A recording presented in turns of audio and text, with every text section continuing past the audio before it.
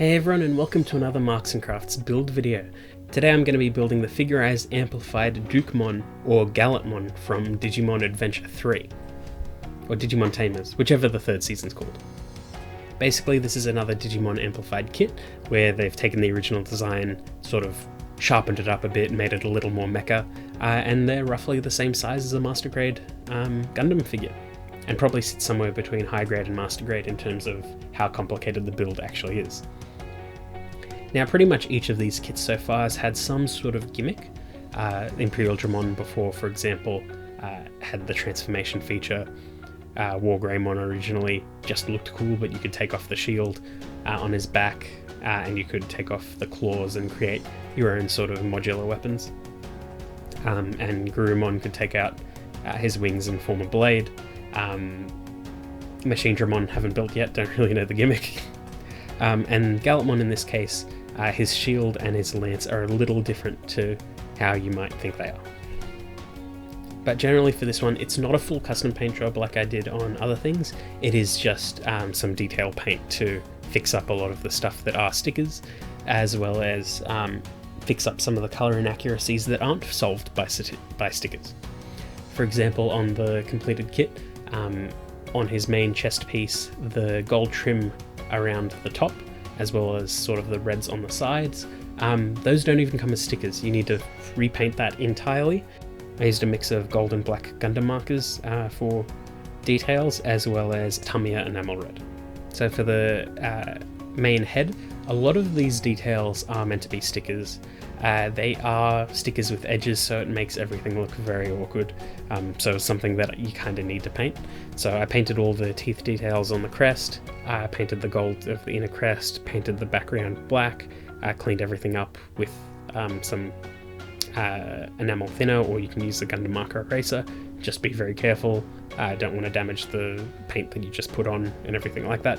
But yeah, I did all that. I used the eye stickers included because the eyes were really good.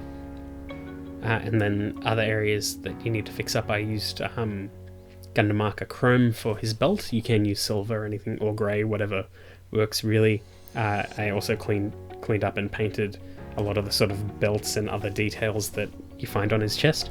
Basically a lot of the stuff on his chest that should be painted or should come as a sticker doesn't really come as a sticker, or isn't painted, and it's a little bit of a letdown because usually these kits are pretty well colour separated.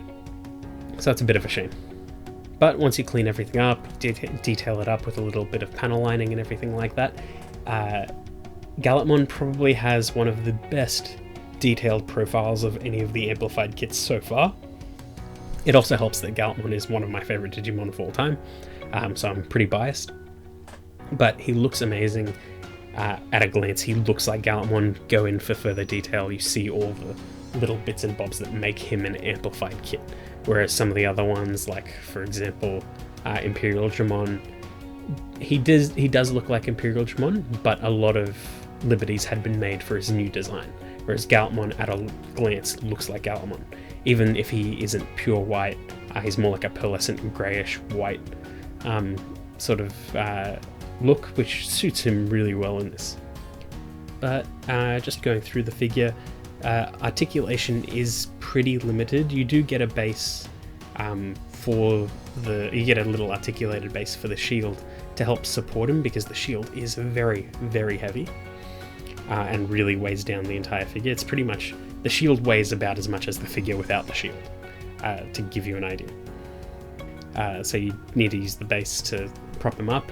The articulated base isn't that tall and isn't that great, so it's very difficult to get some really solid action poses out of him. He doesn't come with an action base, but does come with an action base adapter, so you can use him with basically any master grade style action base. So he's not that great at doing a lot of like action poses and stuff like that. A lot of parts of his weigh him down and get in the way, which is a little bit of a shame. His arm bend's not that great, his head swivel's not that great, and things like that. He can do about as much as you would assume he could do as a standard sort of model kit. He doesn't break any boundaries, is what I'm trying to say. Accessories wise, you get the lance, you get the shield, you get closed fist hands, as well as cuffs to slot on. I apologise, I put the cuffs on wrong. They were meant to be the other way around, and you do need to paint those as well. I didn't paint them because they weren't the main focus of this figure or the way that I was eventually going to pose him. All of the gold on this kit I have repainted with E7 paint gold through an airbrush, and I primed it first with black primer from E7 as well, and that's pretty much all I did on this kit. So basically just repainted all the golds and repainted a lot of the body details and the head details. So the gold teeth that you see, the gold crest on his head, you see the black behind that crest, the sort of metallic blue crest right on the top of his head, the red belts on his chest, the silver of his belt on his waist. It's just a little bit of a pain that you need to repaint all this stuff. I used Gundam markers, gold, black, metallic blue, and it's a bit of a shame that you have to go to those lengths to make it look like it should. And like some of the stuff could have easily been a separate part because we already had red runners and things like that. But yeah, what can you do? Size comparison, here's entry grade RX-78, Figurerise Ultraman, and Imperial Dramon from my previous video. The main gimmick of this Gallantmon is the sort of action pieces that are part of his weapons. So his lance can sort of transform a little bit to look sharper and a lot more deadly, and his shield can fan out an effect part that looks like it's sort of spinning. Not my favourite parts, they're just kind of cool additions. They do make him look a lot more savage and really sell you on the amplified design. But not really the thing that I'm going to end up using him with, especially since I wasn't a big fan of the action poses that I could get out of this. The other gimmick is the cape. The cape is done in a very interesting way. It's different to, say, some of the other capes we've had in a lot of Bandai kits up to this point, where they are like actual full plastic pieces and just give the illusion of motion and stuff like that. For this one, they're basically plastic stickers that you peel off of a sticker sheet and then you clip them on at an angle on the actual kit, so it gives actual like folds in the cape, but also holds them suspended and gives them articulation because they sort of sit in a frame, and it's really unique and really interesting. It does come apart, or at least my one came apart quite a bit. It might be because I painted it, but once you secure it really tightly, it does sit together really well, and it is a nice little gimmick. It looks really cool, and it looks like they're also going to be using that in the upcoming Omegamon antibody amplified kit. I think it's Omegamon antibody. The next Omegamon kit for Figurerise amplified is going to be using a lot of similar assets to this Gallantmon, including a lot of the chest pieces, and it looks like you're going to need to repaint it again, unfortunately. But what can you do? It is a nice sculpt. It will probably end up being better than the original Omegamon, which I have heard horror stories about. But I digress, we're talking about Gallantmon. It's got some really cool gimmicks and some really cool little details here and there. It is a bit of a shame about the colour separation and about articulation, because I just couldn't love the posability of this kit. Thankfully, I just wanted to put him in a standard pose and leave him at that because he's just got such a commanding silhouette. But it is a bit of a shame that I can't put him in an action pose and leave him in that action pose and be happy with it, if that makes sense. But otherwise, he is a fantastic looking kit. Highly recommend him if you're a big fan of Digimon like I am. So that's pretty much it.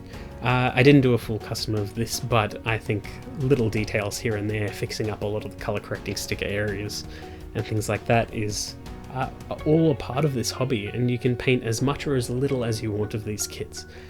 Which is why I appreciate when master grades and high grades and things like that have stickers to help with the finer details. Obviously, I'd be happier with full color separation, but when you're paying a low price, you can't exactly have that all the time.